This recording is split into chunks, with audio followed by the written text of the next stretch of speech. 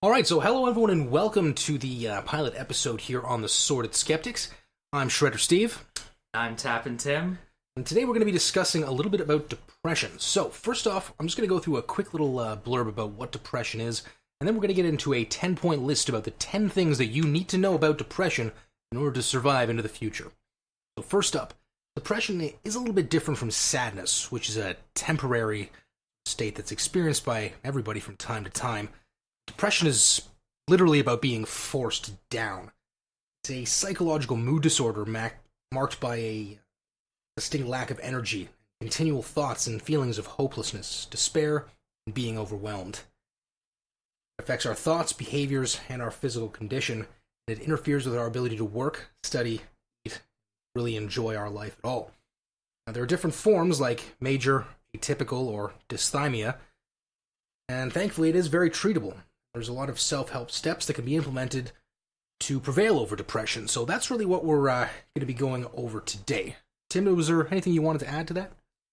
Yeah, I think there's a lot of shame that's associated around depression. Like, you might think that, a lot of things are going really well in your life for the most part. You still wonder, why I don't feel so well. So, and that could be for many reasons, but partly why is that, you might not be conscious of certain areas that might need attention, right? And, I think men experience a certain amount of shame, with depression. Just, it compounds our difficulties functioning in life, right? But there is a very positive aspect about depression, sense that it can be, a signal for personal transformation, and it can draw us to like new interests, new things to explore, new books, new information, knowledge to really get us to change, how we're doing, so it can open us up for an opportunity for improvement. Absolutely, and you did touch on how this is something that affects men, and I know it does seem to affect people in different ways, but there's definitely a stigma associated with being a man and suffering from depression, because it's sort of a, pull yourself by your bootstraps and, stop being such a miserable wet blanket all the time, right? Yeah, but we know that doesn't really it definitely doesn't help, no. But, if you are, just being a little bit moody, and maybe it's a good reality check, but chances are, if you're really suffering from depression, it's not really something you're going to go around bitching and complaining about. It doesn't really tend to manifest itself that way. Exactly. So let's start off with number one in the list here: feelings of helplessness and hopelessness. That things will never get better, and that nothing can be done. How would you characterize this? Because I know you and we've both had our own bouts with depression back and forth, so how would you characterize these feelings of helplessness and hopelessness? Well, it's essentially like a repetitive belief that you're stuck in, that your mind is stuck in a state where you can't really see things changing, right? And it's like you're embedded in it, and it's difficult to really think your way outside of it. But this is why it's valuable, really, to keep in contact with other people to help you, kind of give you a different, like, fresh perspective. Absolutely, and I know what you mean, because it's sort of like there's no light at the end of the tunnel, I guess. That's what it feels like, yeah. and it persistently feels like, and that's the thing with depression. You feel it for, longer than like 2 weeks, let's say. Right? Absolutely, and if it was just one of these, like, you're feeling kind of down because maybe one life path has shut itself down, and you're not going to be going down that path anymore. I find the difference between just normal sadness or grieving and dealing with that and depression is that when you're not depressed, other life paths will sort of manifest in your imagination. You can start thinking of different things you could do, right? But with this, there is like zero thought process about that. It's just there is no other way I could go about this. I'm sort of stuck. And just nothing shows up to pull you out of that, out of your mind. Like, there's nothing like, hey, wait, maybe I could do this, or maybe I could do that. Like you get that when you're feeling a little more positive. You get those moments of clarity, and you're like, oh wait, maybe things aren't so bad. Maybe I could, maybe I could just do this or that, and things might work out okay. But when you're in the depths of a depression, I know those windows of hope just don't seem to appear very often. Yeah, for sure. There's a struggle to really sustain yourself, and a lot of the things that you do normally seem to be a lot more of a bigger deal, just to get through your daily sort of grind, let's say. And those tasks that you wouldn't really think of normally seem to be, their difficulty is like amplified in a way, and it's like we overly worry about these tasks that we're used to, right? Yeah, and speaking of the tasks, I think that segues us nicely into point number 2, which is a loss of interest in daily activities. So it's not necessarily that they're just difficult, it's this, they're just so uninteresting. Yeah. That it's like, well, I suppose I could go do that. I could go, exercise, or I could eat healthily, or I could engage in some basic hygiene tasks. But a lot of those times you're just thinking, well, why don't I just not do that? And it's very difficult to weigh those different options and balance and sort of say, well, yeah, maybe I should take the better path. Because they're just the same shade of gray. It's just, well, I could or I couldn't, it doesn't matter. Yeah, it's like, what's the point? And everything seems way more less interesting. And I tend to feel way more bored. Like, it's way easier to get bored with things. It's definitely. Yeah, it's harder to find things you'll get some kind of enjoyment. Yeah, manifest some joy with, right? Like former hobbies, Pleasure. like getting in some guitar time or some video game time, just stuff that is you're able to derive pleasure from it. In the midst of a depression, those things just don't generate any pleasure. Yeah, you don't have that inner drive really to, let's say, walk over and pick up the guitar. And the thing is, even if you do go over there and pick up the guitar and you try to strum it out, you try to just work through it, it doesn't feel the same. It just sort of feels like you're going through the motions, and you can't convince yourself that you're having fun doing it. Yeah, it's not like, very well put. Yeah, you just like, it's like, as much as like if you were to just sit down and play normally, you could be like, well, this just is enjoyable, right? That the joy just manifests itself out of nothingness, basically, right? You perform the action, the joy arrives. Whereas this time you're playing, no joy arrives, and you can't lie to yourself. You can't say, oh yeah, I'm totally having fun doing this, because you're not. And lying to yourself is definitely not a good strategy to get yourself out of this. Exactly. Social activities, like, I know what that's like, where it's like, well, I suppose I could go out and hang out with people on Friday or Saturday night, but I really just don't feel like bringing other people down with my low mood.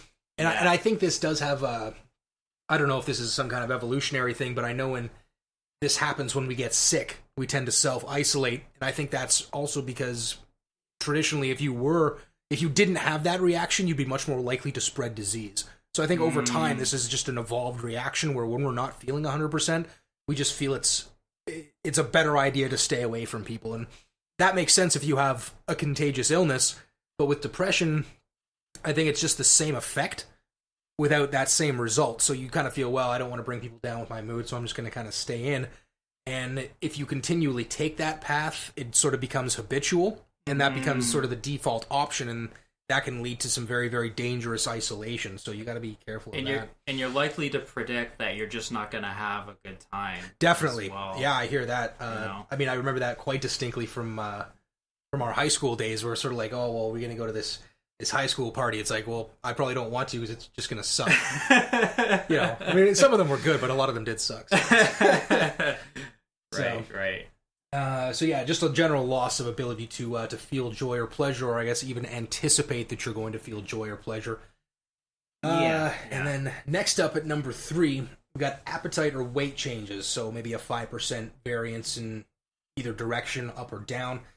I would definitely notice this. I tend to eat a little bit more, I think, before a depression, but when I'm in the midst of it, my appetite disappears. Like, I can sometimes go like a full 24 hours and not eat anything.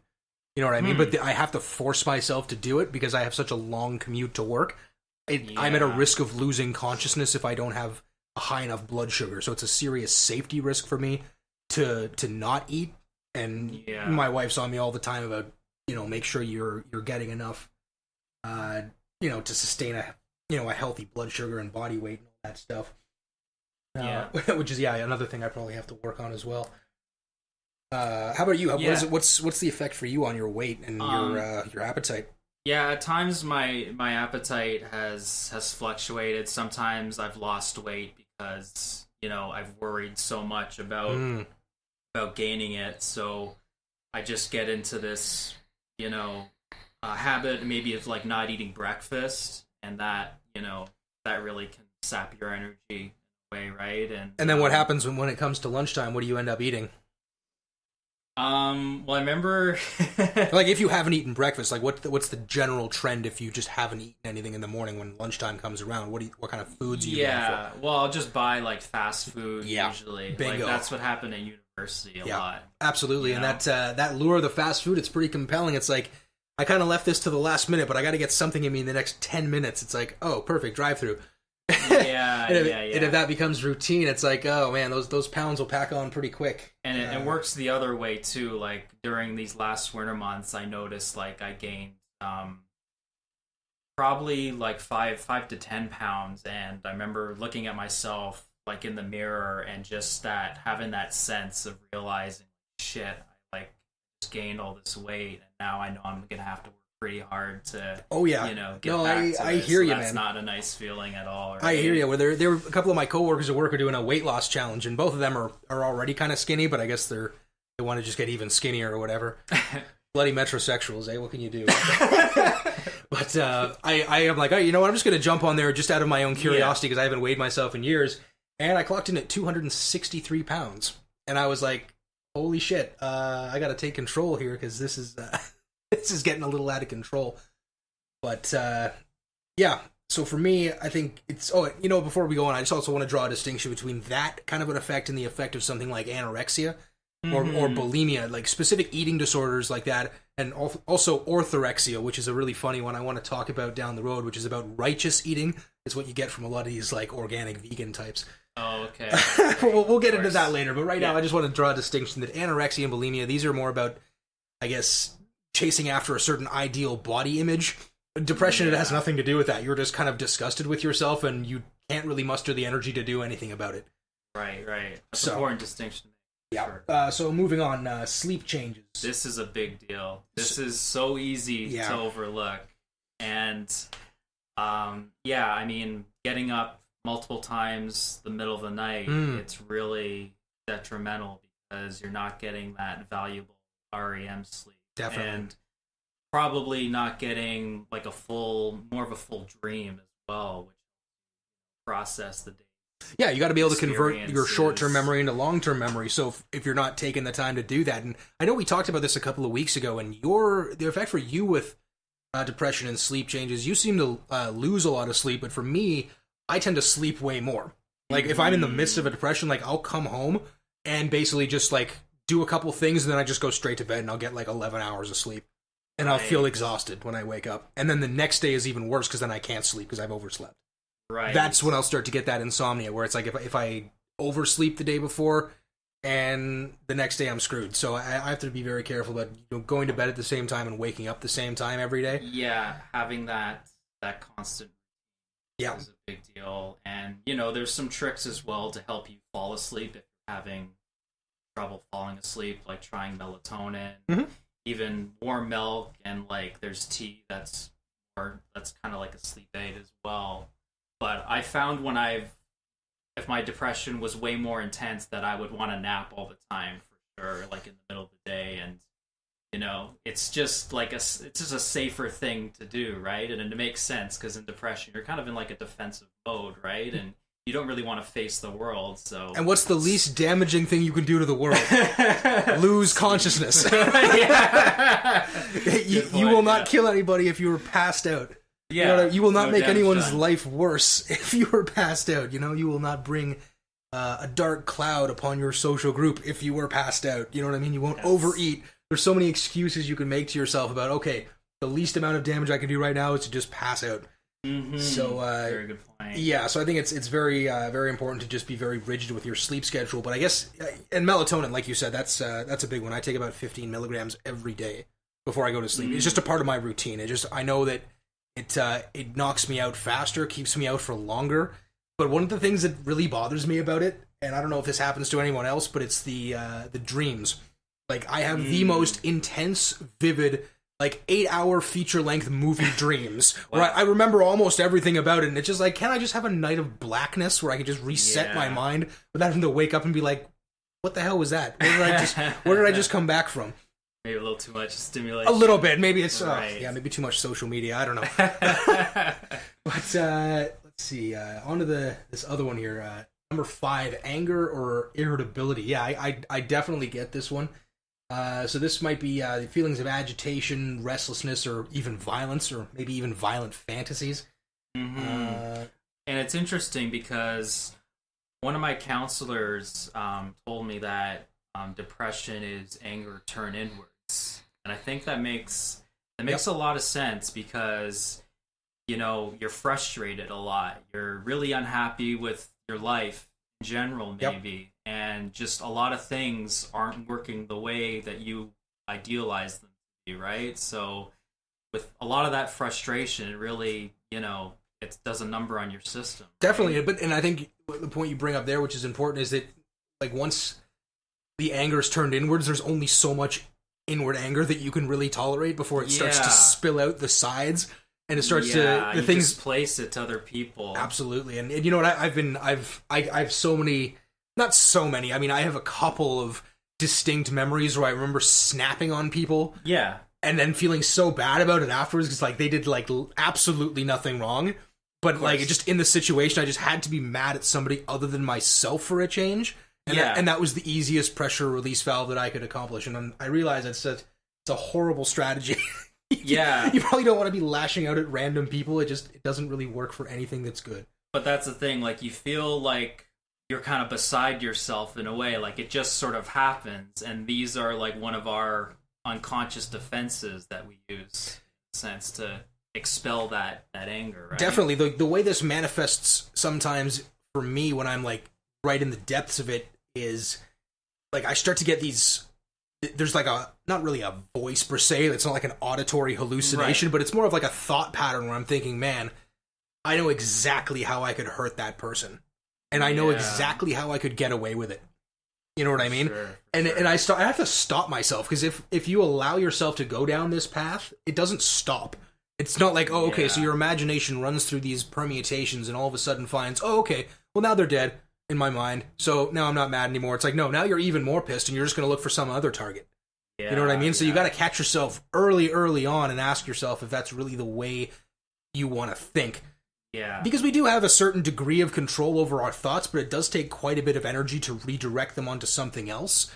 And you don't want to, I guess, suppress them in maladaptive ways. You want to feel it, but then catch yourself and move on, right? Because I guess suppressing it might not be the best idea either, because it'll probably just build up and bottle up, and you're probably just going to blow up on somebody anyway. So, you know, realize that you're having these thoughts, you know, consciously acknowledge it, and then just move on. Identifying it is really... Like, if you allow yourself to feel the anger will sort of feel acknowledged and go away. I don't really know how to describe it any better than that, but...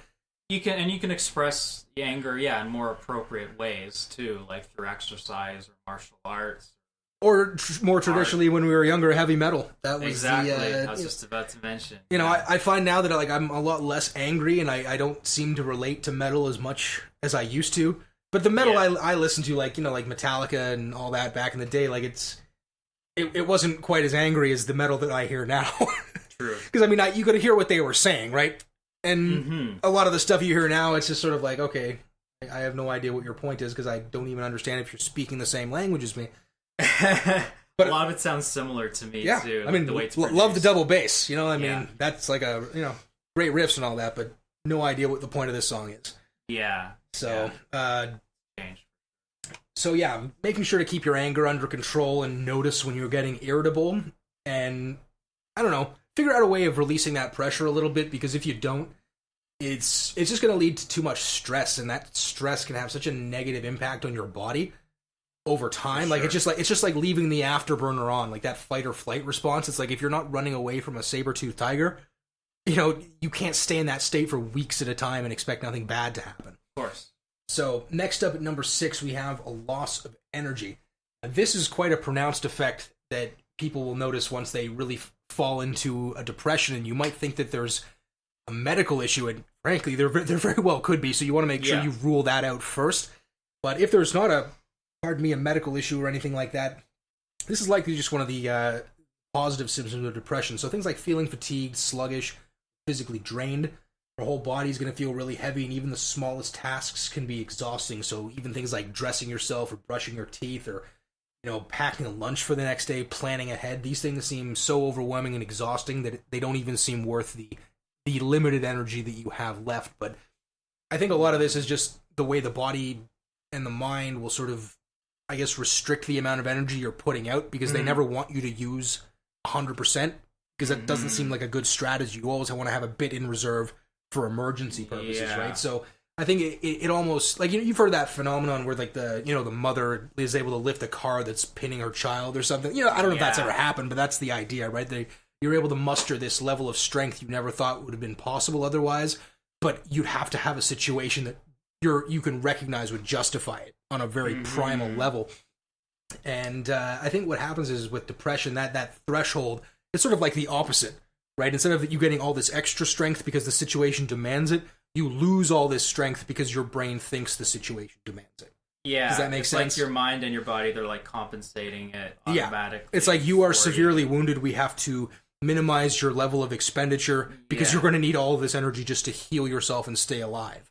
Yeah. And I when I'm like this, I tend to complain, just being tired a lot, right? And there was something else.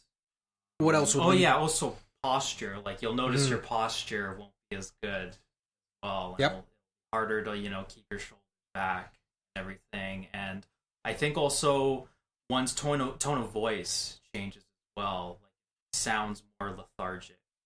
When someone's... I noticed it within myself. I've heard people tell me that as well, where it's, off and on, they can hear a bit of a difference. And I suppose that makes sense. It's the way you... Like, it's more flat. A little bit, a little more monotone. There's not a lot of that pitch variation to it. Yeah.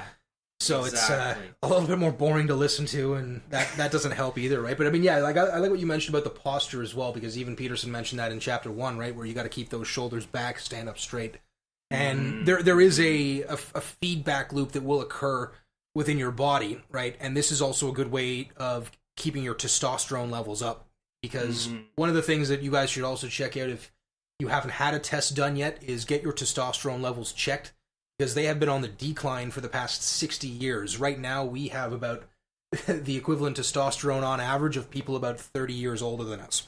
Where they're, the generation gaps and stuff. So I think it's important to make sure that you maintain a good testosterone level, but I don't think, using endogenous, or what's the right word, where you have to put it into your body from the outside, that's probably not a great solution, because then you're just going to produce less of it. So I think if there are natural ways that you can boost your testosterone back up, like posture and exercise, I think that's going to be a much better solution to getting that chemical level back up to where it ought to be. So, absolutely. And I think that does, again, segue us nicely into point number 7, self-loathing. So again, low testosterone will probably turn you into a self-loathing soy boy, and you probably want to avoid that. So this is going to be characterized by feelings of weakness and guilt, and you're going to harshly criticize yourself for your perceived faults and mistakes. Now, I know I'm pretty guilty of this myself. I'm definitely my own harshest critic, that's for sure. We all are, and this connects nicely to what Mike Cernovich talked about, like your relationship with yourself, how you talk to yourself, and your self-talk, and being aware of, if you're telling yourself, like, I'm a failure, or I always do things wrong, and paying attention to those thoughts, because you can also counter them as well, because even if you do think you are a failure, it's important to consider that failure isn't really final, and failure is a necessary component for success. So you want to fail to forward. Do great things. You're gonna stumble a little bit, and it's we will fall down sometimes too, but it doesn't mean that you are absolutely, a failure and everything, and it's likely that you're blowing it out of proportion too. Yeah, and when that the self-talk you were talking about, I can't remember if it was Cernovich or hell, it might have just been a meme on Facebook for all I know.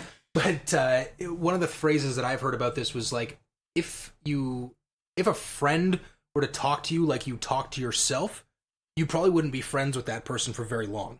Exactly. Do you know what I mean? So you probably want to, as Peterson says, treat yourself as someone you're responsible for taking care of.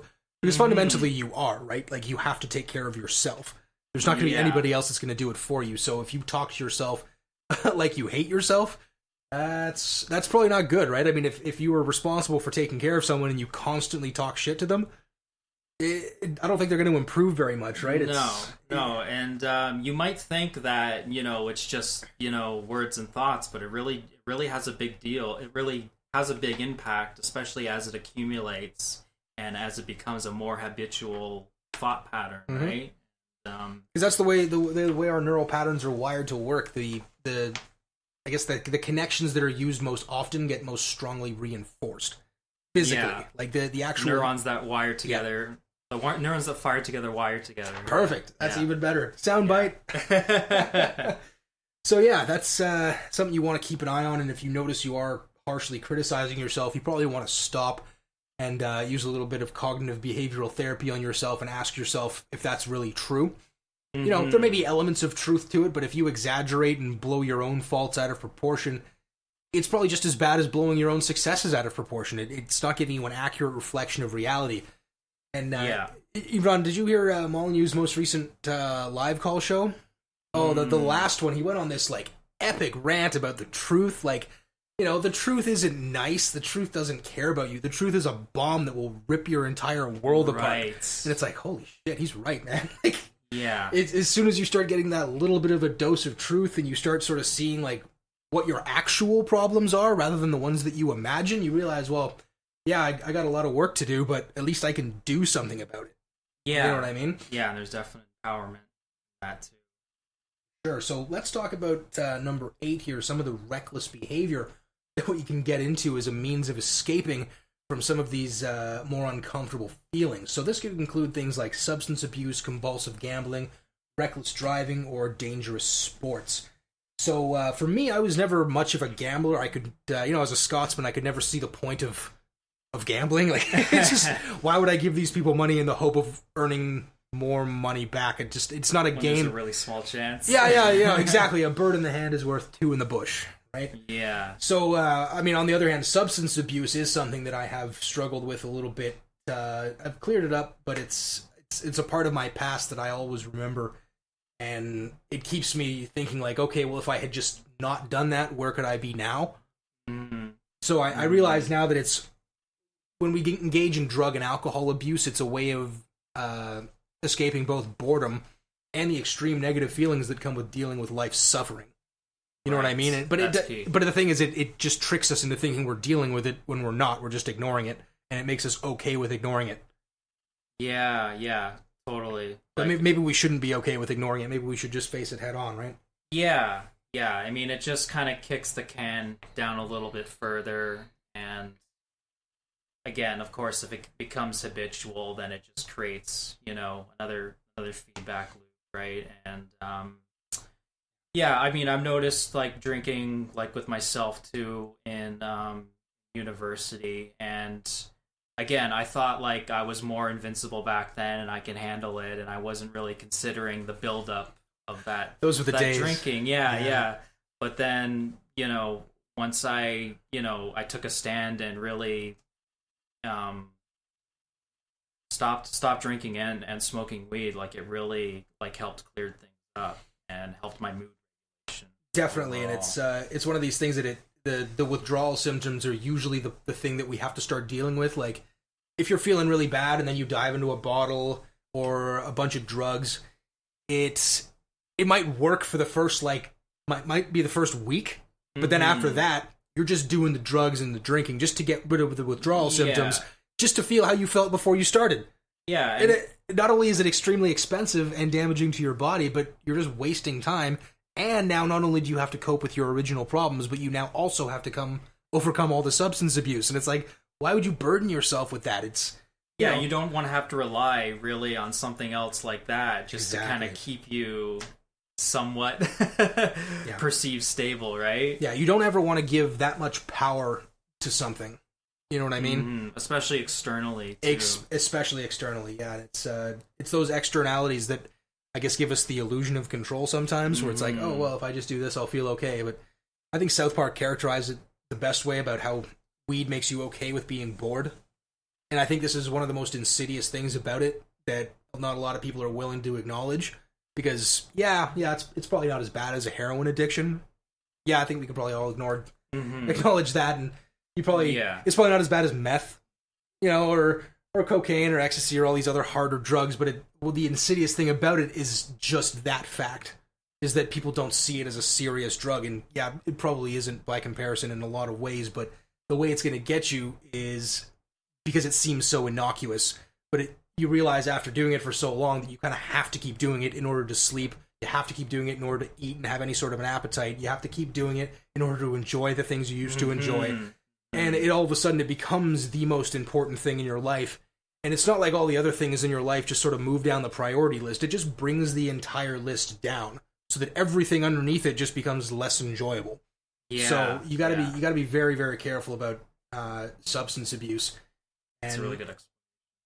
I think Peterson kind of had it best when he said, like, you have to negotiate with yourself how you're going to tolerate these temptations in life. I mean, it's not, I guess, an ideal solution to just say, okay, well, I'm just going to be completely abstinent from all drugs and alcohol, and I'm just never going to expose. Maybe that works for some people. Maybe it does, but I don't think that's the majority of people. I think a lot of people are going to have a glass of wine here and there, have a beer every now and then, maybe smoke a joint or two on the weekend. But if you don't keep that in balance, it can spiral out of control very, very rapidly. Yeah. Wouldn't you rather spend your money on something that's going to pay you back in the future rather than something that's going to make your future more difficult? Right. Very good points, for sure. So let's move on to number 9, the concentration problems. And again, this is something that can result both from the substance abuse and from depression itself. So this is going to be things like trouble focusing, making decisions, or even just remembering things. I found a lot of where the concentration problems manifest in my life is that I turn inwards so much that I can't look outwards. Like, if I'm trying to focus on doing something at work, I'll just be working away, and all of a sudden my mind will just drift to something completely unrelated that I'm kind of worrying about in the back of my mind, and then I'll realize I've been sitting there for 5 minutes staring at the same screen, and I haven't done anything, because I've just been thinking. I've just been stuck in my own head. And I think that is one of the biggest things about depression, is you turn inward and you can't get out of your own head. Yeah. So that's why I find things like taking walks and, recognizing the feelings of, the sunlight on your skin and the wind in your face and the smells in the neighborhood and the sounds, and bringing yourself more mindfully into the present moment is very, very helpful for me. Yeah, Sorry, yeah, go ahead. I mean, if you have the same thing, absolutely. Yeah, I was just going to say mindfulness and meditation has been very, very helpful. Because, like you said, it gets you in touch with those details, and just that, having that focus on those details, it helps you get your attention away from yourself, whatever problems you're ruminating on.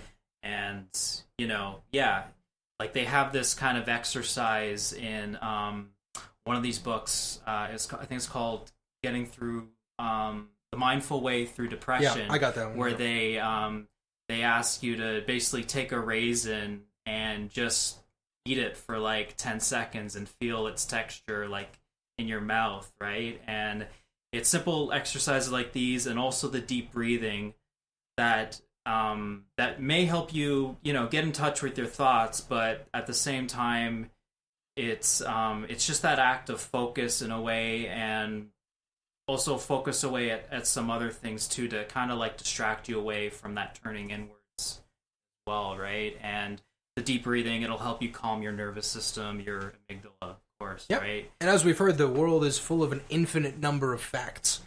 So if you choose to focus on just the internal, you're ignoring there's so many external facts you could be looking at instead, like, wow, this grape is now a raisin, and now it's way sweeter, and I could have just taken down that whole box in one shot and never even thought about it. But if I take each one and eat it individually, all of a sudden I have to focus so much on that I am not really thinking about my own problems.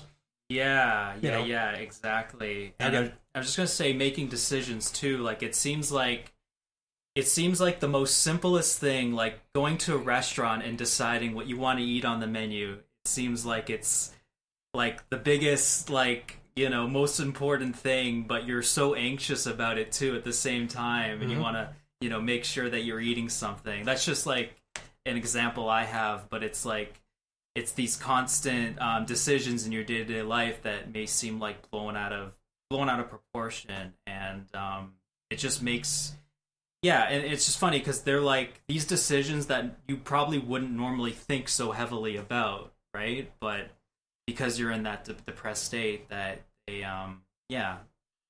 just focus on them more, and you get kind of irrationally nervous about them in a sense. That's what I found. Feels like there's a lot riding on it. Yeah, exactly. Yeah, I hear you. So let's see here. All right, number 10. Unexplained aches and pains. So the kind of psychosomatic response to depression where your body starts to have all these weird physical symptoms that don't seem to have any sort of physical manifestation, but things like back pain, headaches, aching muscles, or stomach upset, things like that. I mean, I get back pain probably just because my glutes are really weak, and I sit in a chair for most of the day, and I don't do enough exercise on my back. So if you don't, your back is just going to be sore. I've noticed this if I've been sedentary for a while, and then I go out for like an hour walk, how stiff and sore my back is at the end because my body's like just not used to holding myself upright for that long. And then I think, oh my god, like I gotta take control of that too because the body's not used to being upright. That's the sign I've been sitting down for probably too long. Yeah, and the body really communicates to us, you know, various ways, right? And I notice I tend to get way more headaches when I'm depressed, and I was getting more back pain like around the winter time, but part of that was because I wasn't wearing my orthotics, and where I work, like I'm on my feet a lot and everything, so it just kind of that was a kind of a reoccurring pain. But when I started using those orthotics, that was just one thing that I kind of forgot to do, right? But once I, you know, did something about it, it relieved it a bit, right? And just getting, you know, at least some of that pain relief really can make a difference, and feels like a progression, you know, getting better. So definitely. So that's the list of the 10 noticeable positive symptoms of depression. So we're going to move on to some of the external factors that can contribute a little bit. And first up is going to be stress. Now, this can come from any variety of life situations that kind of feel threatening to our long-term survival. And these are activating mechanisms that are ancient, that would keep us alive. You know, when there was a threat to our physical safety, like an animal, like maybe a predatory reptile or a predatory cat or a predatory bird. Like, everything used to kill us. Everything used to kill us. So this is a very, very sensitive mechanism. So if also things like group isolation is another one. But if we perceive that we're being cast out of a group, that used to mean almost immediate death. Back in the ancient world, like if you were cast out of the village, you're fucked. Like you're beyond redemption. There's just nothing that's going to save you, right? Yeah, I was just going to say though, like what you were saying about surviving against those animals, like that would activate our fight or flight response, and if that is constantly activated, that wears down our system even more too. Yeah, because I mean, we that used to shut off as soon as the threat was gone. It's like, all right, sweet, we managed to outrun the saber-toothed tiger. But now it's like, oh man, I really hope I didn't hurt the saber-toothed tiger's feelings. Like, and that would bother us for like a week. Yeah, you know what yeah. So it's just another thing, one after the other, that wears down the body. Exactly. So your home life as well. Now, if your home life isn't really sorted out, and God knows a lot of people's home lives are not sorted out at all. Yeah, if your parents are yelling at each other on like a daily basis, or you know. Yeah, and it's if things aren't working out at home, if you got problems like that can be very difficult to, I guess, turn yourself towards the world when you're so busy focused on what's going on at home. Even if there's nothing you can do about it, I mean, it's still an extremely stressful situation, and it can lead back to the beginning of the list, that feeling of helplessness. Mm-hmm. And you got, relationship conflicts, whether they're, marital or familial. Work, that's a big area as well, because, if you've got like a coworker who's not really treating you with respect, they're kind of displaying like a lot of low value, low quality behavior towards you, and it's a thing that you have to deal with almost on a daily basis. And your survival kind of depends on it, right? Because that's where the money comes from. So yeah, exactly. You're starting to question: do I really want to have to deal with this every time? But again, finances too, right? Absolutely. So, yeah, and also too, if you're putting a lot into your work and you're really making a big effort, and and you're not really getting that reciprocated or recognized, that can build up some resentment too, right? Yeah, absolutely. And I remember back in when we were both in school, the stress and the demands put on by that were quite often you'd have to work a part-time job to help pay for it. You'd have class, then you'd have to do your assignments, and you'd have to study and do all these other things. And you know what I mean? Now that doesn't seem like that big of a deal, frankly, because it's something that if you keep doing it since you've graduated, it just seems like run-of-the-mill. All right, I gotta read this. I gotta, figure out what it means. I gotta write up a summary of it. Like, that's just sort of what you do if you're interested in the material. But at the age of 19, when you're coming out of, government schools where everything's just sort of spoon-fed to you, and it doesn't matter if you fail, you're going to get passed anyway because we don't have to deal with your stupid ass next year, and just keep going through the treadmill. And it's still a big change, like it's a big social change. Yeah, and you're away from home as well. Like, you're living on your own. Now all of a sudden it's like this is the first time you're solely responsible for yourself. And I guess if you haven't had a lot of exposure to, I guess, the student lifestyle, I mean, you're going to be the person getting your stomach pumped on a Tuesday because you have no idea that drinking 2-6 of fucking vodka is probably not a smart idea. You know what I mean? Because you've never done it before. So how much of this can I drink? Well, I guess you're going to find out. That was probably too much. You know what I mean? Test the limits. Definitely. Death of a loved one, that can be stressful as well. I mean, you and I had just had a situation like this a few months ago where one of my good friends descended literally into the underworld and never came back up. And unfortunately, that was kind of a shock to all of us. But when you deal with the death of someone that's your own age, someone that you grew up with, it's gives you a sense of your own mortality. Oh, huge! Yeah, I mean, we got a bit of a taste of that now, or a few years ago when when our grandparents start to pass away. But that's a little bit more distant, right? I mean, now a few people would probably have had to deal with the deaths of parents or uncles and aunts. But now when it's someone your own age, you know what I mean? It can be very, very stressful. I guess just depending on what the circumstances were. But you gotta grieve. You gotta go through the normal process for that, and not deny the impact that can have on your life. Like I had to deal. I haven't had a lot of experience dealing with death. To be honest, this was probably the first time I've ever actually had someone that was close to me die. So it was a strange experience. But because before that, it was just I think my grandparents, just two of my grandfathers, but they live overseas, and I might have met them a handful of times across my life, so that didn't have the same kind of impact to me. But but this was someone like we went to school with, right? And yeah, we hung out with their family. We knew all of them there. So when when we heard about this, it was quite a shock. Absolutely. So and I remember. I mean, I kind of hit the bottle a little bit more than I might have otherwise, and I might not have dealt with it as productively as I could have, but we live and learn. Of course. Moving can be another big stressor. Like, I just moved up here. It's going to be 2 years in April. Actually, yeah, it's coming right up. So it's, fortunately you were there to help me out, and John. So, having a couple buddies to help you move is a lifesaver, because moving sucks. I swear, I'm going to be buried in this backyard. I'm never moving again. That's Yeah, it's one of my least favorite activities. Definitely sure. least favorite activities.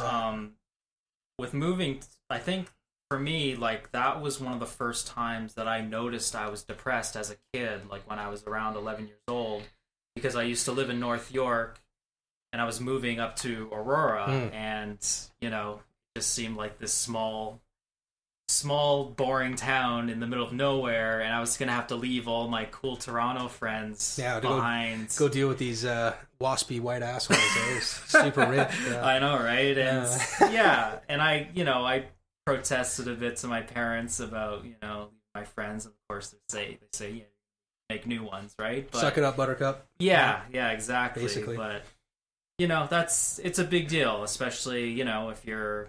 Yeah, I guess at any age, right? And well, it reminds me that you mentioned that, like that hit you at 11. I remember, for me, I mean, I've been dealing with depression off and on since I was about 8 years old.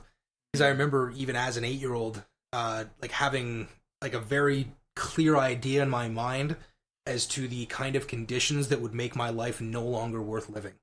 And I haven't really shared that with a lot of people because people would be kind of weirded out, but it's like, you were suicidal as an 8-year-old? How does that even make sense? And it's like, I don't know how that makes sense. It didn't. Yeah. You know what I mean? It's, I guess I wasn't really well equipped to cope with the stresses of the world. And I guess this was just my way of working out some sort of control over my own life. But yeah, well, I appreciate bringing that up, because that's the thing. Like from an outside perspective, it may seem the depression or those thoughts may seem completely irrational, but that's not really the point, right? Yeah. Our feelings, our emotions, they kind of work in a sort of irrational way, at least from outside observing. But if we explore it more and if we reflect and do some more of that inner work, they kind of do have a logic to them, their own sort of logic, I find. Anyway. Well, they're also instantaneous. You don't really have a lot of control over what you feel because it happens within a microsecond. Like the second something happens, the elephant starts turning, right? Like Jonathan Haidt and his work on The Rider and the Elephant, where you might be able to steer that elephant off the cliff, like very, very carefully, but if he's going, he's going. You know what I mean? Yeah. You're just hanging on for the ride. So it's that's why I think having good emotional control and getting that resilience built up ahead of time is so important, because you have no idea the kind of suffering life is going to throw at you. Yeah, you know what I mean? Even if things are going well, things could be done in a second. You have no idea that it's going to come. So you got to be prepared for that. You got to have those inner resources, that strong inner foundation. Prepare that. Now, this next external factor is something that's going to be a big one, and I think this actually deserves its entire episode, the stress of divorce. Right. Now, the divorce courts in the Western world are heavily biased against men in terms of custody disputes and child support payments and things like that, where if you look at the kind of liabilities men are taking and getting into marriage in the first place, I can see why so many of them are checking out of it. You know what I mean? Men are checking out of marriage at an unprecedented rate, and it's sad because I believe very strongly in the institution of marriage, and I think they make a very good case. Like the MGTOW guys say, well, if the courts are so biased against us, why would we risk our own income and our livelihood completely for the sake of a woman? And yeah, I mean, good point, man. I hear what you're saying, right? But marriage isn't about that. Marriage is about finding a partner to help you bear the inevitable suffering of life, right? And it's not going to be something that's like, you don't get married to be happy. You know what I mean? You snort a bunch of cocaine to be happy. You know if that's your goal in life, to be happy, it's like go be a drug addict. You'll be as happy till the day you die, which will be in about 36 days. It's pretty one-dimensional. Yeah, it's a very, very narrow, like John Lennon view of the world. Right. So next up, because I want to go into divorce, but I don't want to go into it in this episode because it's kind of a bummer. So we're going to do that in another episode. Totally. Financial difficulties. Now, I guess this is, one of the inherent problems. One of the features, I guess, of a capitalist system. But as much as we love capitalism, we also have to realize we can run out of money. Now, as opposed to socialism, where it's just other people's money you're running out of. In this case, you can certainly run out of your own money, and you don't want to have that kind of a problem. You want to make sure that, I guess, your bases are covered. And I'm not a financial advisor, So I don't want to I don't want to give anyone any financial advice because there's some laws about only fiduciaries can do that. I have no fiduciary responsibility to you, so I'm not going to give you financial advice. But well, I think there's definitely just a psychological, like, effect of being in debt. Oh yeah. Here's easy financial advice. Don't spend more money than you earn. That's a good one. I like that. Yeah. That's... You know what? Let's take it a step farther. Let's say don't spend money you don't have to buy things you don't need to impress people you don't like. I love that phrase. It's so good, right? And unfortunately, it is used as a rather low-resolution criticism of capitalism, but it's not really a capitalism problem. I think it's more of a materialism or a consumerism problem, where it's sort of like, okay, your status is something that you can buy, rather than something that you have to earn and negotiate. Yeah. It's like, oh, you want to be more popular with your friends. What you need is this new Mazda RX-8 with its Wankel rotary engine. Yeah. It'll rev up to 9,000 RPMs. Your friends will think that'll be pretty cool when you're doing handbrake turns. It's like, I don't think any of my friends would think that. I think they'd think I'm an idiot. Or line up at 5 a.m. for the new $1,200 iPhone. Yes. Gotta have that iPhone, right? Or, you know what? I think it's funny that people will pay other people to sit in line on their behalf to buy that iPhone. It's just... Yeah, totally. I mean, as an Android user, I just laugh at that as in general, but, you know. Yeah, we could dedicate a whole episode dedicate a whole episode to fucking Android and Apple fanboys, for sure.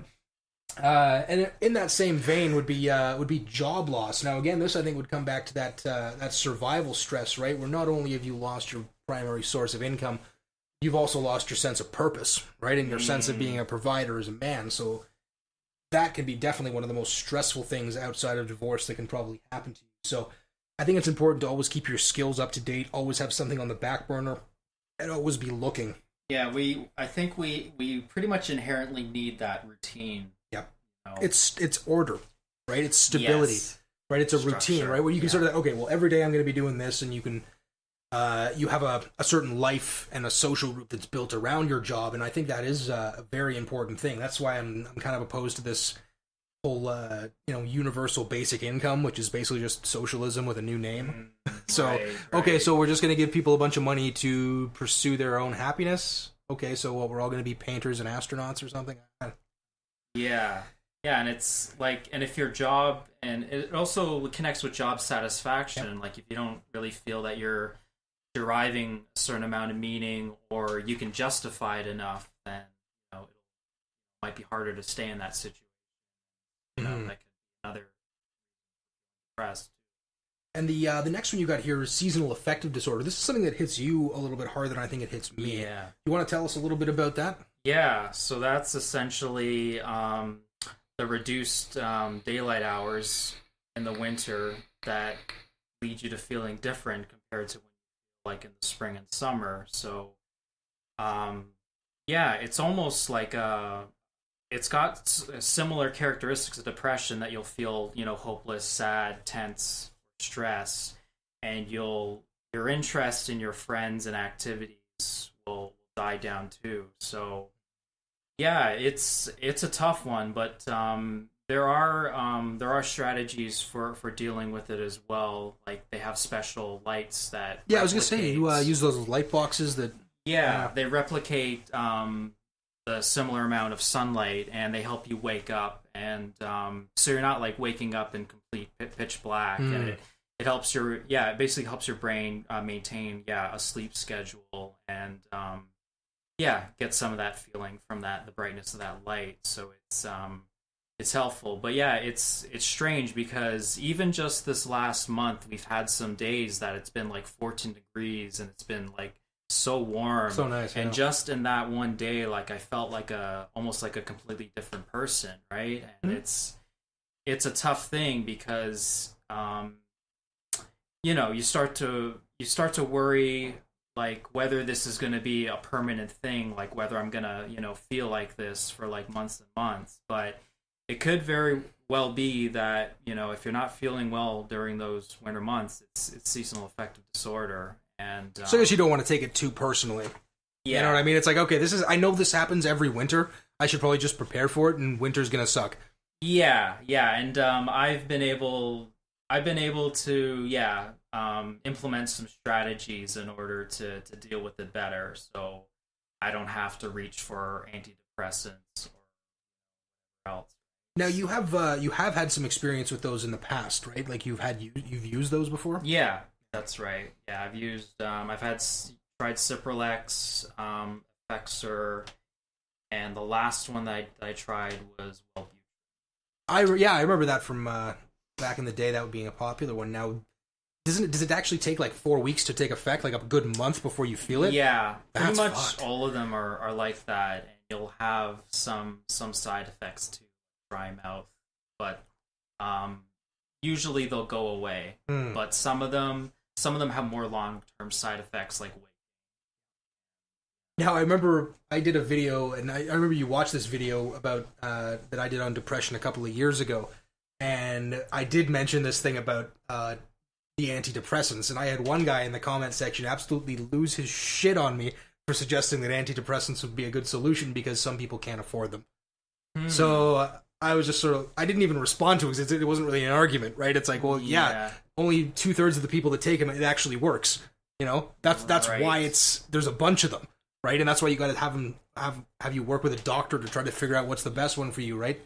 Yeah, in that regard, like everyone's kind of different. Like there isn't like a universal one that'll work for everybody, and it's hard to know like which neurotransmitter you're lacking or whatever, right? So there is kind of like an experimental element to find the one that fits you.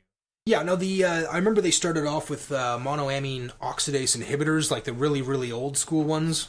Then they moved on to tricyclics, and then now they're using what are known as selective serotonin reuptake inhibitors, which actually work in almost the exact same mechanism as cocaine, but it doesn't have the psychoactive properties. So what'll happen is the one synapse will send out a bunch of neurotransmitters across the synaptic gap to the other side, where one of them will bind. And then the rest of them will get sucked back up, repackaged, and fired out again. And this can happen up to about 500 times a second. This is how neurons communicate. So what selective serotonin reuptake inhibitors will do is they will block that reuptake process, and the serotonin will remain in the synaptic gap between the axon and the dendrite on the other side, and they will just randomly start binding on the other side, so the activity is boosted almost 2 or 3 times. So that's one of the ways that you can keep more serotonin where it needs to be in order to have an effect, and to just make that effect a little bit stronger. So it creates a bigger buildup. Yeah, essentially. Now, they're not. I think the way I like to characterize antidepressants is I consider them kind of a first gear. Like if you're like trying to start from a standstill on a hill, you know, that's sort of how I look at depression. You want to start in first gear to get yourself moving.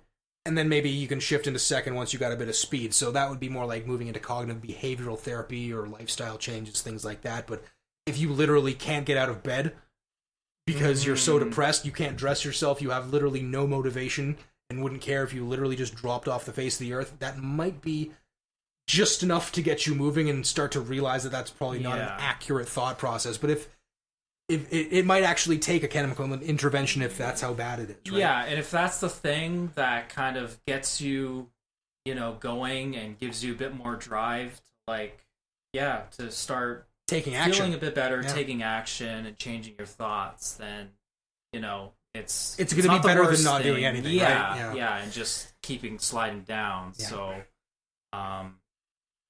but it's not,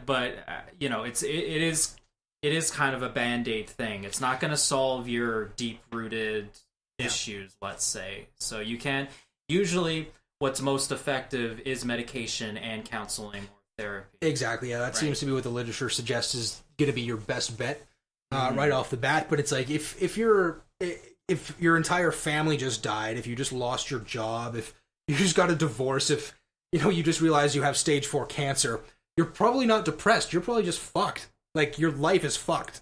Like, there's no reason to think you wouldn't be depressed. Yeah, that's why I wouldn't consider that to be the same thing necessarily. It's like, you'd obviously feel that way if that happened. Obviously. Like, who wouldn't feel that way, right? Why would anyone say that's a clinical problem, right? Obviously, you should react that way when your life is that far gone, because all this shit just hit you at once, right? But it's like, if you just kind of woke up the day, and they realized you were out of milk, and all of a sudden, like, you realize you just can't go on with your day.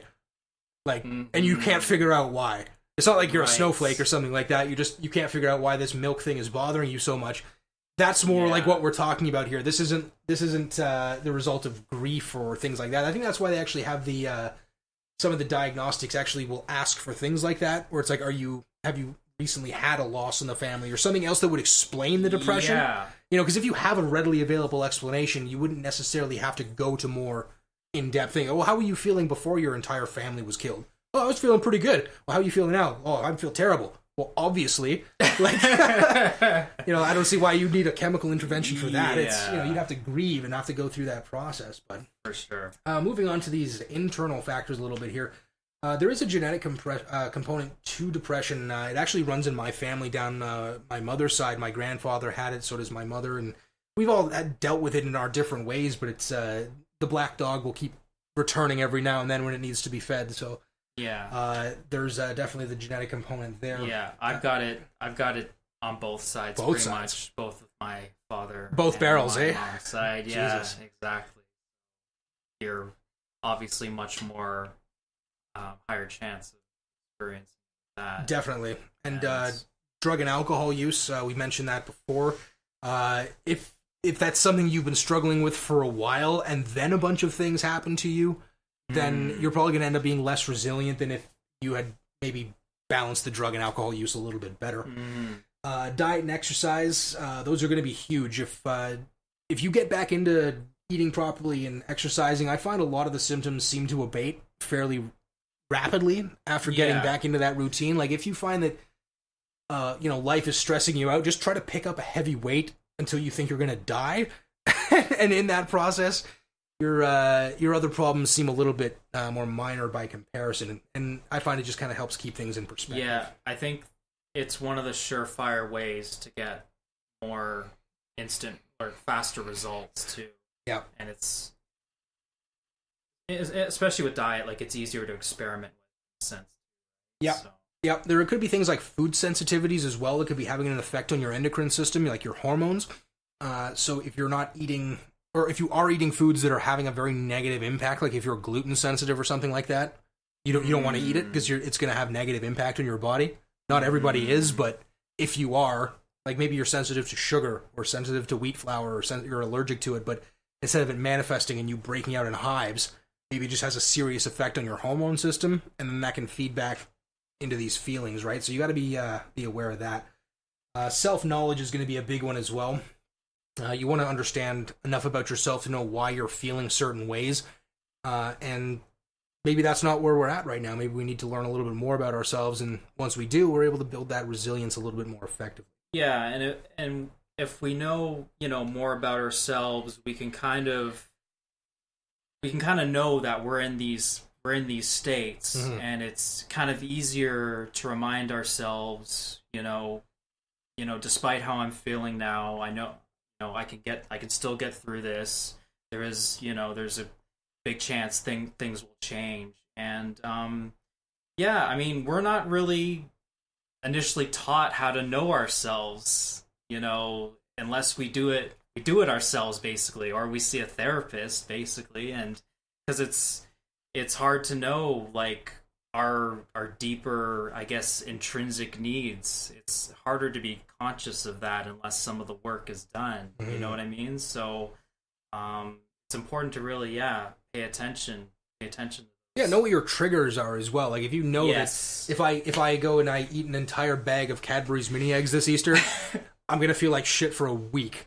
Like even like Peterson, sidestep that, like Peterson and his daughter Michaela, they have severe food sensitivities, and they had to work out what those were because he says it would knock him out for like a month. It's like if I eat the wrong thing, I'm not gonna know about it for 2 or 3 days, and then I'm screwed for a month. Holy shit, that's a serious problem. Like, yeah, and knowing those pitfalls is huge. Exactly, and that helps us avoid falling into depression. Yep. Exactly. So know what you're sensitive to, know what triggers you, and get that self-knowledge necessary so you don't fall into these traps again. Finally would be cognitive distortions. So these would be the ways that we distort reality and in the way we interpret it. So and they're habitual, like kind of like black and white thinking, like extreme thinking, like it can either be this or this without any consideration of another option. Always or never. Oh, that's a bad one. and there's no gray area, but you know, no nuance. Yeah, nuance. Yeah, exactly. And life in reality isn't like that. There's plenty of nuance. There's plenty of shades of gray. So yeah, acknowledging those different shades of gray between black and white, and it's just fundamental, I think, to our own, right?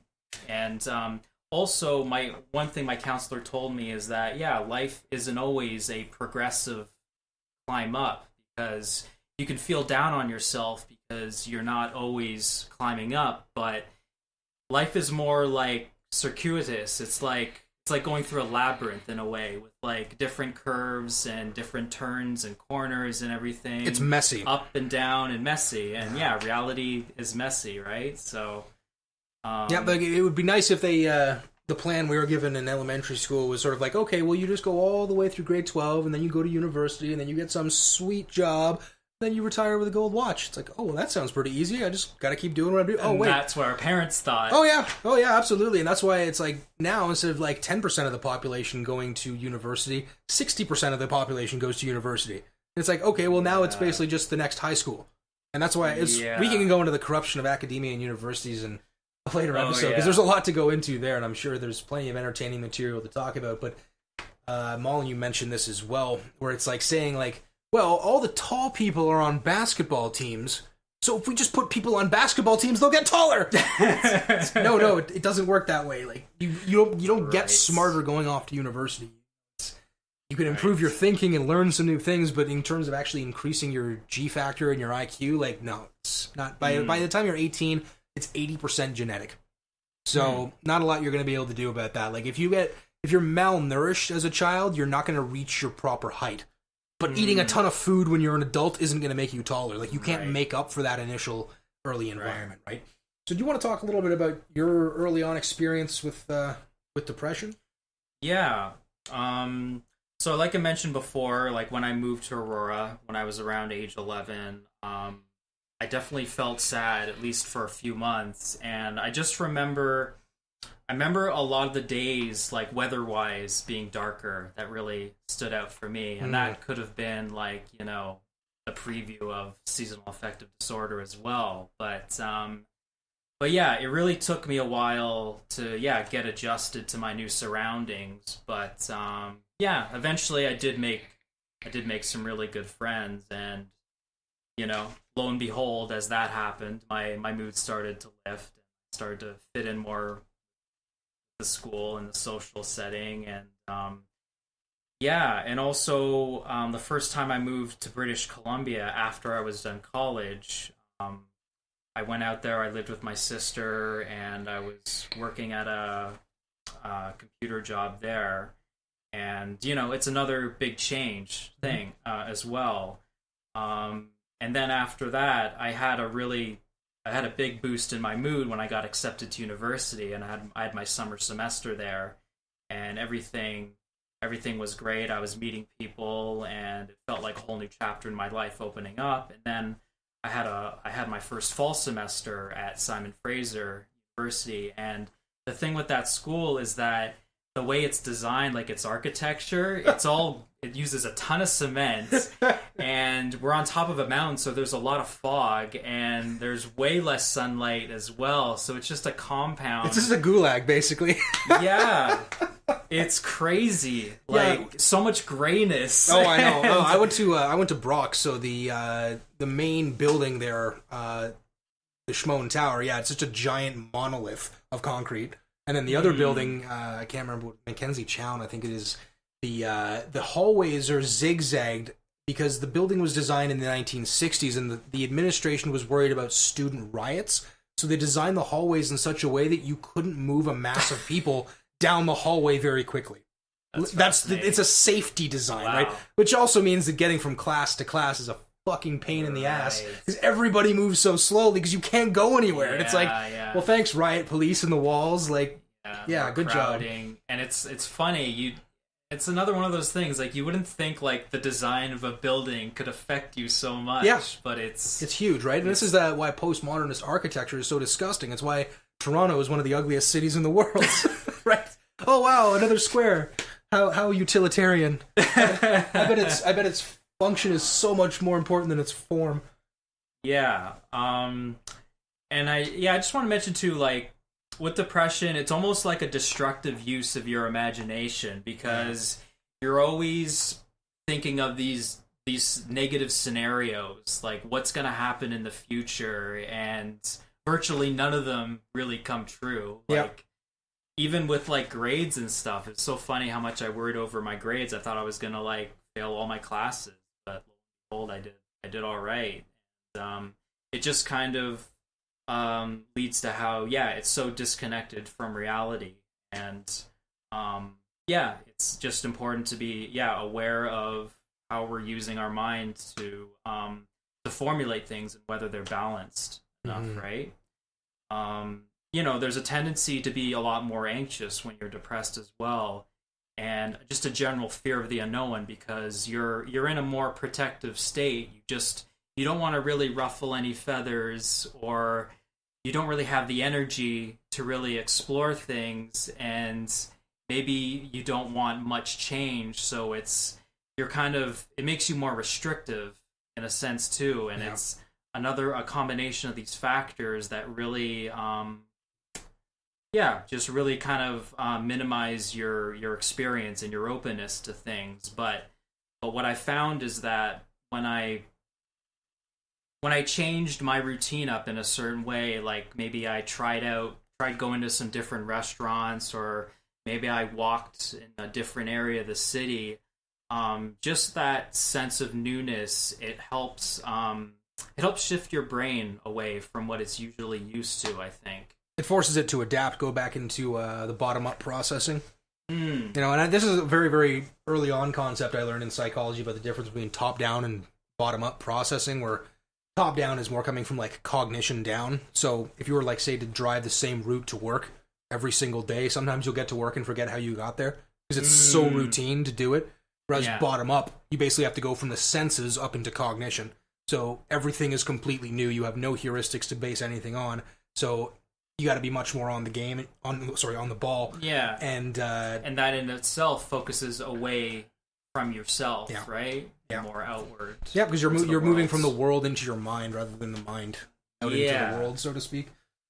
So do you want to talk a little bit about how we can go about overcoming depression? Because I know it's been over an hour and we're getting along to this point, so let's talk a little bit about how we can actually start addressing some of these problems. Yeah, well, the one thing that I think is fundamental that's always worked for me is taking some self-responsibility and thinking about some things that maybe I could work on myself. And the reason you want to do this is because you'll just feel more in control of your life, your destiny. And one of the best feelings for me is that sense that I'm guiding myself towards a purpose, towards meaning, and that action of being part of that process, it's really invigorating, and it really kind of it changes things. So, it's like you're demonstrating your own agency to yourself. Right. You know what I mean? Like, see, idiot, I can do it. You know what I mean? It's a confidence boost. Oh, for sure, right? And it's like... Yeah, and from there, it'll just build up from that, right? And so, like, when I was in university, and I had that first depression, my brother suggested trying an acting class. So that was one of my... that was part of my strategy. And I did that, and... that'll pull you out of your comfort zone. Oh, God, yeah, it did. It really did. Jeez. But it was great because it opened up my mind to how acting worked and how there's a real psychological component to how the characters move through their story. They move like an arc, right? They start from one place and they move to the next. Yep. And the acting itself, it just got me in touch with different aspects of myself maybe that I was neglecting. It's just valuable to have that expression. And one of my monologues was about channeling anger. Being mad at my wife for apparently cheating on me. So interesting. There's a very cathartic aspect to it, and you want to. The next big thing is focusing on your self-care, and we mentioned diet a bit more, a bit before, and I found cooking more yourself and eating out less is a big thing, and trying some new foods as well. And you don't have to like go on like a complete diet of like just vegetables and vegan things or whatever. Mm-hmm. You don't have to completely cut out going out to eat, but just the point is to explore and find some of the healthier foods that you still like as well, and incorporating that into your diet. Supplements like vitamin B12 and omega 369. Now, on those ones there, I actually had to start getting into the supplementation thing last year, B12 especially, because you remember last year I had that problem with alopecia, where, and if you guys haven't heard of this, it's, for men it can be especially terrifying, where what had happened to me was a big chunk of my hair fell out. Like progressively, it started out that's about the size of a dime, expanded to about the size of a quarter. But by the time it was at the end, it was almost the size of a baseball, just a hole in my hair at the back of my head.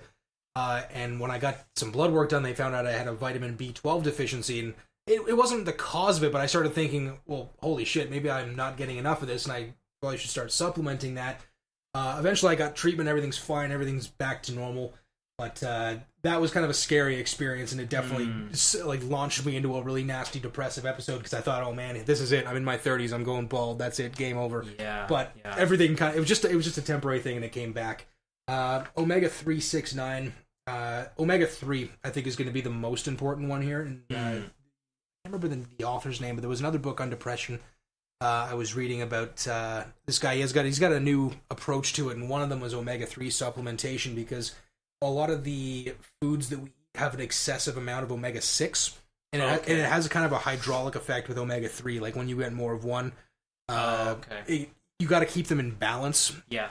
Like DHA and stuff like that. So what can happen is if you eat a lot of corn-fed or grain-fed meats, they contain an excessive amount of omega-6, but not enough omega-3. So if you eat a lot of grass-fed beef, because the grass has the omega-3s in it, and that's how you get that into the beef. But if you just have cattle eating nothing but corn, it's basically just to fatten them up and make them juicier, but it doesn't have any nutrition compared to them eating grass, because that's what they're supposed to eat, right? Like cows aren't supposed to eat corn; they're supposed to eat grass. Yeah. So if you get grass-fed meat, that's gonna have a lot more omega-3s. I take like 3 of these giant horse pills of omega-3s every day. You can do the fish oil if you're really disgusting for like, if you want to have that fishy taste for whatever reason. But the distilled fish oil is gonna be in my opinion, your best bet for that, and it's not really that expensive. So if it's a simple fix, it's probably going to be a better place to start if you don't need to do antidepressants. And then exercise as well. What do you do for exercise? So, with low energy, when you're in a depressed state, you don't have to go to the gym basically to like kill yourself. You can just start small, even if it's just like 10-15 minutes walking on the treadmill. Like that is effective in and of itself, I would say. And again, you'll build up more energy if you keep up with it, Get into a routine. Yeah. Because even Cernovich was saying this in Gorilla Mindset, where he was saying, just go to the gym. It's like, even if you're not going to work out, just go and stretch. To get into the habit of going to the gym. It's like, he said he'd go all the time. He'd just go there and he'd just stretch, just so he's in the habit of getting in there, seeing the familiar faces, just making it part of his routine. So one thing leads to the next. Exactly, right? And then you can start training. So for me, when I go to the gym, I'm only there for half an hour.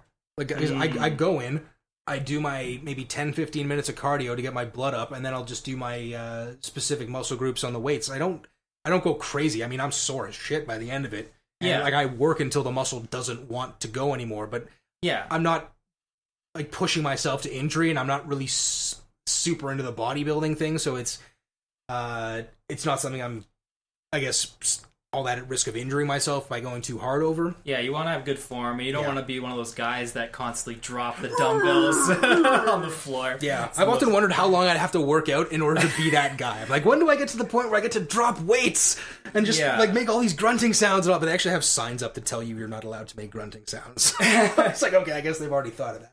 Yeah, I think it's optimal to have a combo of cardio and weights too. Yeah, so when on the days I don't do weight training, I'll try to walk out for at least 5 kilometers or an hour or whatever that is, just to get the blood moving. And I'll usually throw on a Jocko podcast or one of these other podcasts just to give me something to listen to while I'm walking around. And I find when I listen to podcasts when I'm walking, I can remember almost the entire thing. Because every time they say something, I'm also associating it with where I am at that time. So when I think of them saying it, I also remember where I was when I heard them saying it. Which is bizarre, because it's like... Because I can almost play back. Like, if I listen to the podcast again, I can remember where I was when they mentioned that specific point. So it kind of helps, I guess, draw a map through the entire podcast so that I can help remember everything. I don't know if that makes sense, but it works for me. It's interesting how that memory... I know, and it's bizarre in the sense that they haven't really found any limits to long-term memory, because we still don't really know how it works. You know what I mean? It seems to be that the different areas of the brain all encode their portion into the hippocampus, so you're still using the entire brain just to remember it, right? So hobbies. So with this, like, you know, if you got some interests or, you know, some pastime that, you know, you're pretty sure you'll derive some pleasure from, it doesn't hurt to, you know, dig it up and, you know, start doing it. I mean, with me, like, I like to play video games. I try not to do it too excessively. Usually I'll limit it to like an hour or so, right? But you know, just doing that. And also I got more into writing, so writing out some essays and also journaling as well. You know, getting in touch with those things maybe that you've neglected for a while. It can be really helpful. Like, I remember even back in the university when I just started playing Grand Theft Auto San Andreas, and that is like such a classic game, and it's really, those things, they can just help you, you know, get through it. And again, kind of get your mind focused away from you and onto something else. And and eventually you'll start to derive more pleasure from it, I find. So the next one, you know, this filters into the fighting that social isolation, because when we're depressed, we tend to think, oh, people aren't calling me, you know, because they don't want to, you know, see me or whatever. They don't care about me, or maybe I did something to them in the past. But it's really valuable to just reach out to somebody, either to phone them or to see if they want to meet up for a coffee or whatever. And just having that human connection, I've kind of rediscovered, is just so helpful. And, you know, if there's someone you can really confide in, you can tell them about what's going on in your inner life and what you're struggling with, and this can open up like a really good conversation. And, you know, they'll likely be able to relate something back to you, and you won't feel as alone in your suffering, right? And so, you know, I think we're social creatures. We're built to, you know, connect with each other, and it's so easy to get stuck in that rut of, you know, just staying at home all the time. And, you know, maybe sometimes you should allow yourself to do that, but Definitely. don't if you got like an inclination to connect with, to talk with somebody, then, you know, by Reach all out. means. Yeah, There's nothing. Yeah, it'll likely help you out. Now, reading and educating yourself on the subjects that interest you, I find that to be a great way of taking your mind off of your own problems by sort of taking in new knowledge. Like, the books that I bought off Amazon have taught me more than everything I've ever learned in school. Like, Yeah. I don't know if that makes sense to people who are currently in school now that think it's sort of the be-all, end-all of education, but I'll tell you that the second you stop learning is the second you start dying. For sure. You know, that's the start of the downhill decline. So if you want to keep the mind working, you want to keep the knowledge flowing, and you want to keep that anger at bay, having a good understanding of reality and keeping that in perspective is going to be a great way of not ruminating on things that you might be blowing out of proportion. Yeah, and seeking those things, outside of school was really helpful for me, because that's how I kind of learned more about the other psychotherapists like Carl Rogers and stuff that was outside of what I was being taught at school, right? So it can be really valuable and inspiring. Definitely, and I think it's also important to keep an eye on how you spend your time and what activities you might need to cut down on, as well as the activities you want to boost. Like, you probably want to keep your social media check in use. Like, right now I have a policy of only using social media for about an hour a day, if that. So I'll use it on my breaks at work, and I try not to use it at home. Right. Just because that limits me to an hour a day, because I find that the more you look at it, the more pissed off I tend to get. Yeah, just get sucked in. I get sucked into it. It's like I'll just keep scrolling for another two things, and it's like, oh, it just never stops. Next thing you know, 40 minutes is gone. Oh yeah. Next thing you know, it's like 3 o'clock in the morning. One more video, one more. Oh, no, you gotta stop doing that. It's like I don't need to know the best way to spool a fishing line. Like, I need to sleep. I gotta stop going down the rabbit hole, right? Yeah, you know, exactly. Sometimes I find I'll be watching videos that I have no idea why I'm watching it, just because it's fascinating, and I don't really want to go to sleep. Like, I remember watching one the other day about how to shift in an 18-wheeler truck, like how to actually go through the gears and stuff, and then they have like a high and a low, and then there's like a basement, and then a mid-level, and then the top, because they have 18 gears, but they only have 6 positions on the stick. So there's a way you have to do it and a way you have to shift, and it sounds super complicated. Like, truck drivers, like, I don't know if I could ever do that. That's a super challenging job to be able to pull that off. And unfortunately, I think a lot of them are going to be out of work in the next 20 years when the automated trucks start flying down the highway, because it's coming. Right. Guaranteed within our lifetime, the biggest employer of people, the job of driver, is going to be gone. And then what do we do? I think that's a problem that we got coming, and it's a wall we're all going to be running into. Yeah. And a lot of people have, I guess, proposed this, universal basic income. But it's like, well, who's going to pay for that? You know what I mean? Yeah. Like, where's the money being extracted? Or are you just printing it and giving it to people because it's worth nothing? Important question. Very important question. So, you also mentioned here listening to inspiring podcasts and audiobooks. Yeah. Like last year, I listened to The Hero of a Thousand Faces by Joseph Campbell.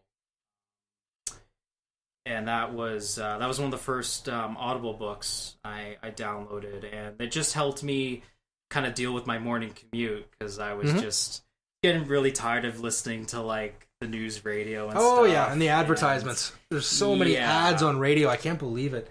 Exactly. You know, so it's nice to just be able to sit down and listen to the same, I guess, either podcast or any audiobook, right? And you just have that consistency.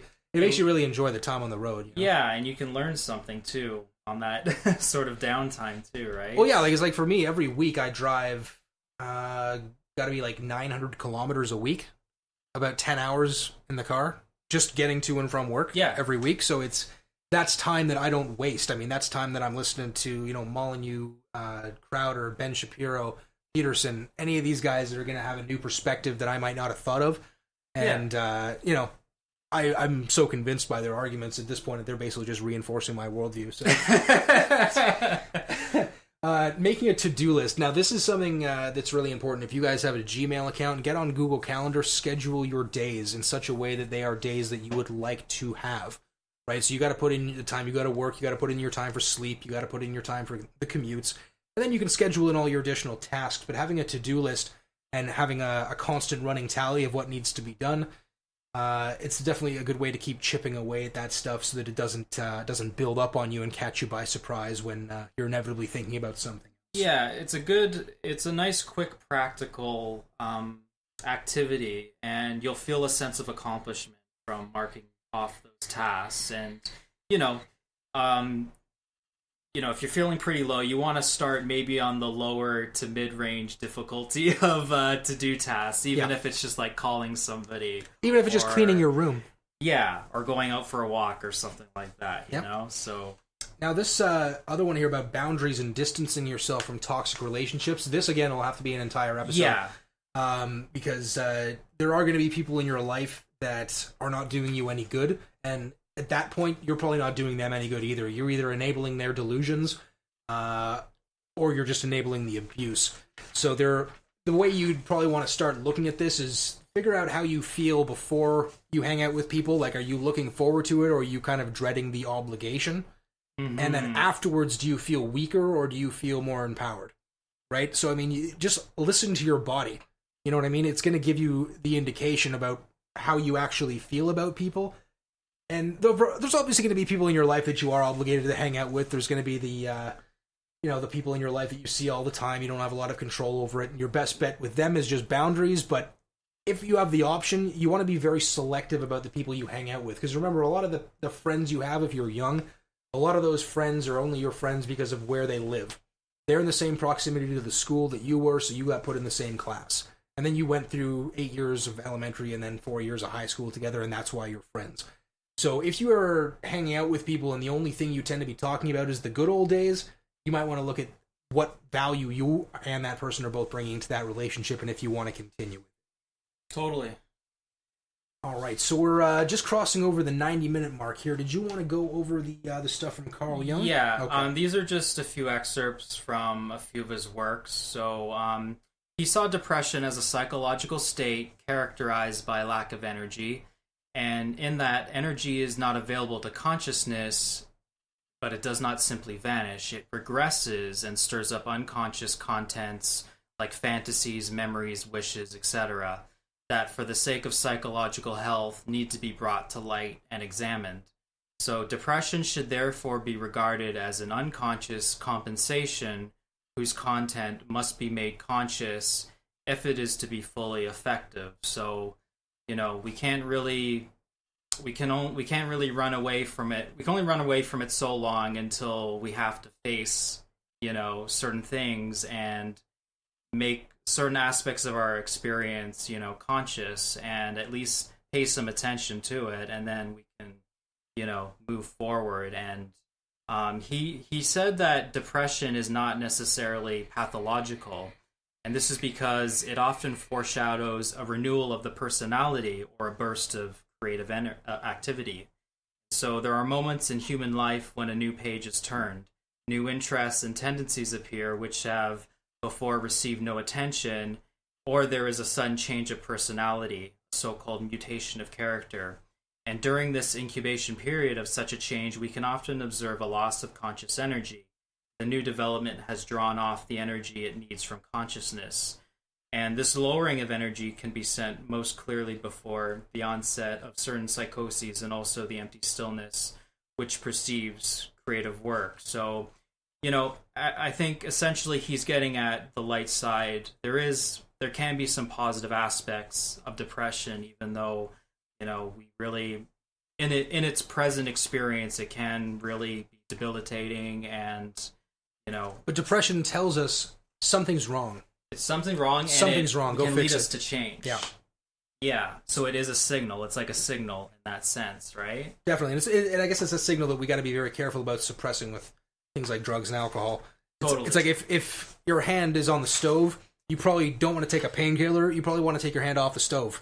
Yeah. You know what I mean? So if there's something in your life that's seriously wrong, you want to do your best to try to address that which you can fix, and realize that you're not alone in the journey for struggling with these issues. So that pretty much brings us to the end of our first episode here. Was there anything else you wanted to add there, Tim? We just hope this, episode was really informative and helpful for you. I'm glad we got to have this discussion. Bring this out more into the light. Fantastic. So we got Facebook page and the YouTube channel, so we're going to be filling out the content a little bit more on that.